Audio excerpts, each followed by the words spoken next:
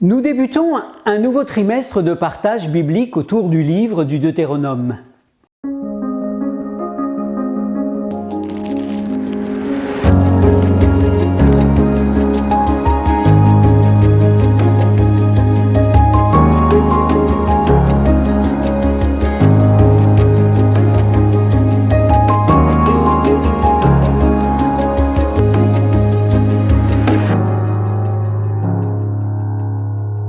Nous débutons un nouveau trimestre de partage biblique autour du livre du Deutéronome.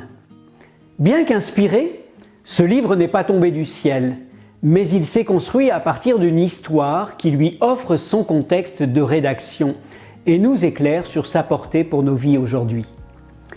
Le témoignage d'Étienne, rapporté dans le livre des Actes au chapitre 7, fait état de ce contexte. Partant d'Abraham, passant par Joseph, il s'arrête plus longuement sur l'histoire de Moïse. Le passage des versets 20 à 36 dessine cette histoire en 3 périodes de 40 ans.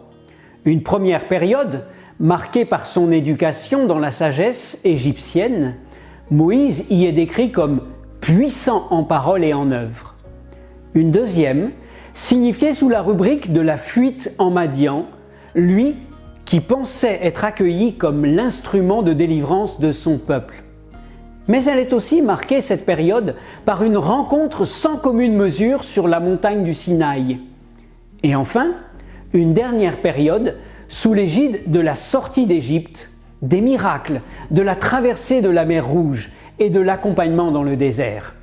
Une phrase m'a interpellé dans ce passage. Ce Moïse qu'ils avaient renié, c'est lui que Dieu envoya comme libérateur. Je me suis posé la question: et moi, y serais-je retourné en Égypte après avoir été renié? Que faut-il pour être au service même de ceux qui nous rejettent? Peut-être que le verset précédent nous donne un indice en nous parlant de ce Dieu qui voit, qui entend, qui descend, qui envoie. C'est ce Dieu que Moïse a rencontré, celui de ses pères, d'Abraham, d'Isaac et de Jacob. Et toi? Jusqu'où es-tu prêt à descendre pour être au service de tous ceux que Dieu veut libérer?